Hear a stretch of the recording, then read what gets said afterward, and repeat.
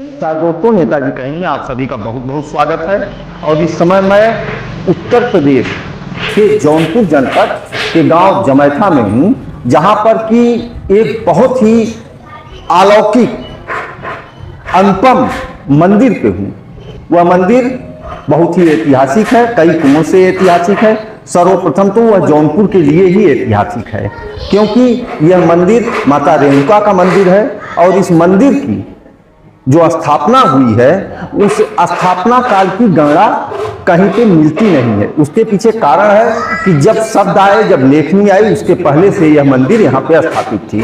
इस मेरे कहने का मतलब यह है कि यज्ञपुरी, जब जौनपुर को यज्ञपुरी कहा जाता था, और यज्ञपुरी इसलिए कहा जाता था क्योंकि महर्षि यज्ञ की तपोस्थली थी। और यह जो आप सामने मूर्ति देख रहे हैं, माता रेणुका की मूर्ति है, और यही वह स्थान है, यही वह तपोभूमि है जहां यज्ञ ऋषि तपस्या करते थे। और यही वह स्थान है जहां पे भगवान श्री परशुराम ने अपने माता का वध किया था।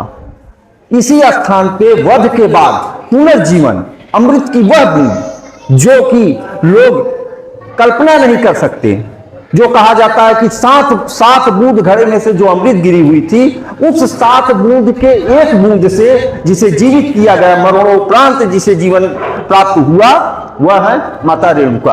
तो अब मैं आपको बताना शुरू कर रहा हूं माता रेणुका के बारे में, महर्षि यज्ञ ऋषि के बारे में, और भगवान श्री परशुराम के बारे में।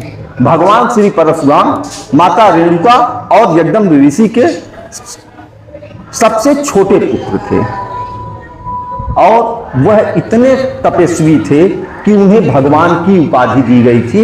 उन्हें यह भी माना जाता था कि वह भगवान विष्णु के अवतार हैं। श्री रामचंद्र जी के अवतार से पहले भगवान परशुराम का अवतार हुआ है, और वह डायरेक्ट भगवान शिव के शिष्य थे।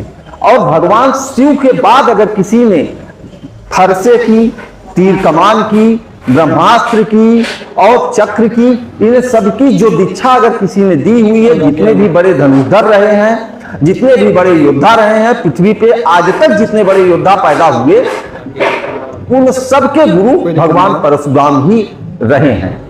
तो अब जौनपुर शब्द के बारे में मैं बता दूं कि जौनपुर शब्द के पहले जौनपुर का नाम यवनपुर था, और यवनपुर के बाद सन 1339 में इस जौनपुर नाम रखा गया फिरोज शाह तुगलक के चचेरे भाई के नाम पे।